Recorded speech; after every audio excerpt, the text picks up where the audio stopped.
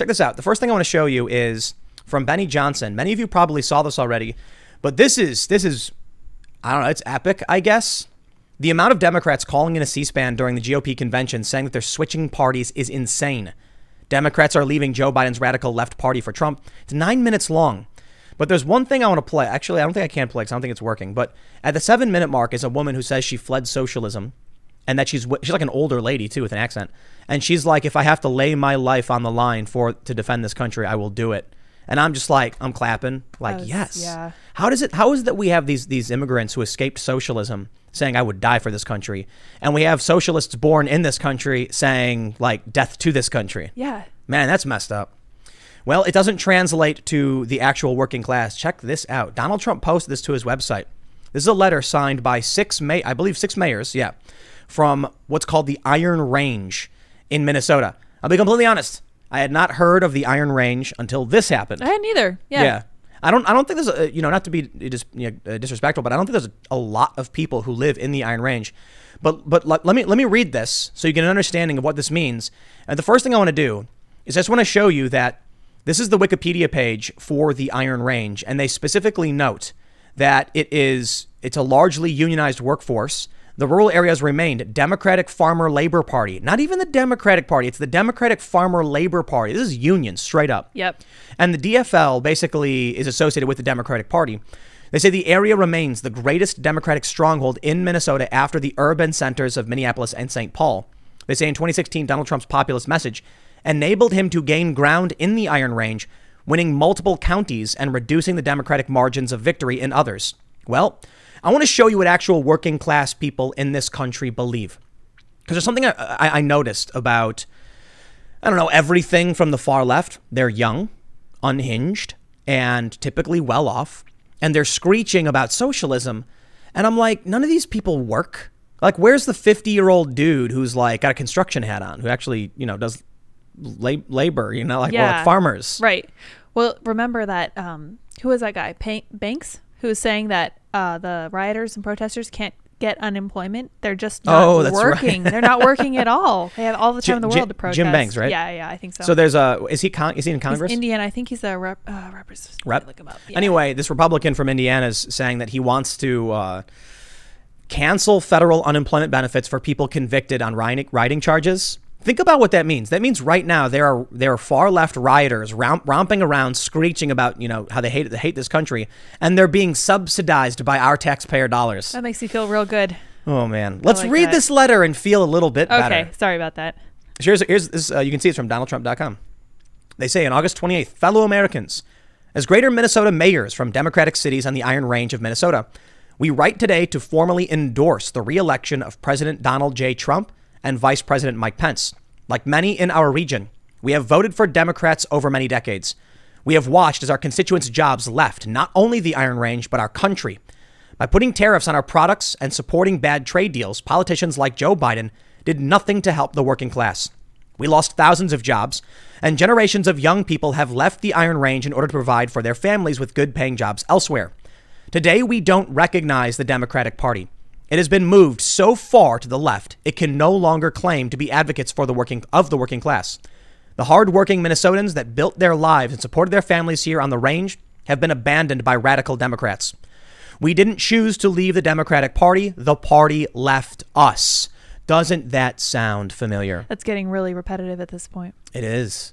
It's almost kind of boring to hear. It's like, I get it. You're a liberal too. I know. Come over and vote for Trump. We've all decided to do the same thing. I don't consider myself a conservative. And even sitting down with Sean Parnell, he's like laughing, like, you are not right wing, dude. Oh, no. Yeah. Like, I agree. Conservatives can see it. They're like, get out of here, you hippie skateboarding, whatever.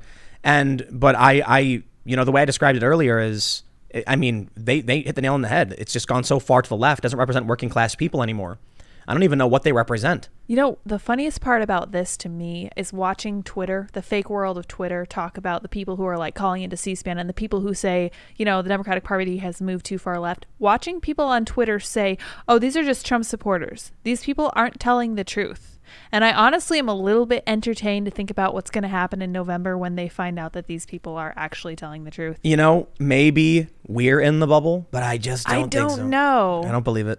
I don't think so. I kind of trust myself because I try to think that I'm paying attention. I give room for other people's thoughts, but they pointed out, and we still have more to read of this letter because they go through how Trump helped them, and we'll get to it. But a lot of these people point out the TV ratings for the DNC were way higher. I think that has a lot to do with the fact that Republicans follow both news sources. So I've shown this graph before. So this is a justification for why I think, the more people are going to vote for Trump. For obvious reasons. I mean, walkaway is real. Yeah. We heard it on C-SPAN. There's no, never Trump is just like a bunch of crony establishment people. But there's a graph I often show that shows conservatives get about a third of their news from liberal sources, mainstream sources, and 2/3 from conservative. Moderates are inverted. 2/3 from mainstream and 1/3 from conservative, but liberals, the left, they only get their news from left-wing sources. So that says to me that when it comes to the DNC ratings, Republicans were watching. Yeah. Democrats probably weren't watching RNC. Mm-hmm. So it made the numbers bigger. And then when the RNC happened, you had some journalists, but I doubt regular, traditional liberals watched or cared. But hey, some people also pointing out that it's because Trump supporters wanted to watch online. And I think that's a fair point, too, because we were watching the RNC, and at first we were watching on PBS. Yeah. And all they did was interject to rag on Trump and Republicans. Their commentary was awful. Yeah. They had that lady, what's her name? Yamiche, I think. Yeah. Where she had tweeted out making fun of, slamming the dude, Cawthorn. Madison Cawthorn, who's in a wheelchair. He's paraplegic. Yeah. He can't stand, and he managed to do it. And she's like, he is making light of the people who kneel. Yeah, right. So Madison Cawthorn stands for his speech at the RNC, and it's a huge effort because he's paralyzed. Yeah, he stood for the Pledge of Allegiance. For the Pledge of Allegiance. Yeah.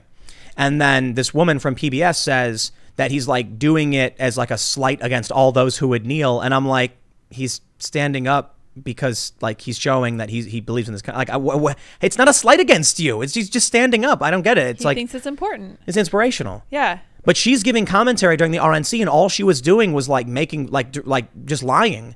And they had one guy on who they did the Very Fine People hoax. Yep, they kicked off strong with that. So one. I was just dude, I turn on C-SPAN. Yeah, it was way better. I think that C-SPAN is an underappreciated important part of C-SPAN's our democracy. Great. Yeah, you just play it. You're here, and then people calling in too. Yeah, imagine if that's so cool. Let's read some more of this letter. Okay. This is really amazing stuff because now they get into the praise for Donald Trump. They say, "We didn't choose to leave the Democratic Party. The party left us. Yet 4 years ago, something wonderful happened. Donald J. Trump was elected president of the United States, and he stood up to China, implemented tax cuts, and fought for the working class. Now, 4 years later, the Iron Range is roaring back to life. And for the first time in a very long time, locals are hopeful because of this president's policies and willingness to fight for us. Lifelong politicians like Joe Biden are out of touch with the working class, out of touch with what the country needs, and out of touch with those of us here on the Iron Range and in small towns like ours across the nation. In this election, there's a lot at stake, but the biggest risk is our jobs, our economy, and our way of life. President Trump delivered the best economy in our nation's history, and President Trump will deliver for us again. He will continue to fight for every American, regardless of party affiliation, and continue to stand up for the working class. Today, we write to formally endorse President Donald J. Trump and Vice President Mike Pence for 4 more years. And we got Larry Cuff of Mayor of Virginia, John Ciampa, Mayor of Chisholm, Chuck Novak, Mayor of Elie, Chris Swanson, Mayor of Two Harbors, Robert Vlasavljevic, I'm sorry, I can't pronounce. I'm not trying to be mean, but Vlasavljevic. Hope I got it right. I definitely didn't. Mayor of Eveleth, and Andrea Zupancic. I can't pronounce these names. I mean no disrespect. Polish or something. Yeah, that's my bad. No disrespect. Mayor of Babbitt. So these 6 mayors, and this is, like I mentioned, according to Wikipedia, the greatest Democratic stronghold in Minnesota after the urban centers of Minneapolis and St. Paul, not even the suburban areas of the Twin Cities. I really like this. Look at this. Okay, it goes, the Iron Range is known for Cornish pastries stuffed with carrots, ground beef, and potatoes. Pastries were an easy lunch for people working deep in the iron mines. Wow. Slovenian and Croatian immigrants brought the honey nut bread called potica to the Iron Range region that's still served at Eastern Christmas in northern Minnesota. That is really cool. So those crazy last names we're seeing are actually from Slovenia. Cool. Croatia. That's neat. I kind of like that piece of history from them. And I you know know what? that about them. And the Democrats, they call it the flyover states. Yeah, they're nonsense. This is a really cool place. Particularly disrespectful to people who don't live in New York and Los Angeles. Thanks for checking out this clip from the Timcast IRL podcast. We do the show live Monday through Friday at 8 p.m. If you want to catch the full show, tune in to this channel, subscribe, hit the like button, or check us out on iTunes and Spotify, and we will soon have this podcast up for free on all podcast platforms. Thanks for hanging out, and we'll see you all in the next episode.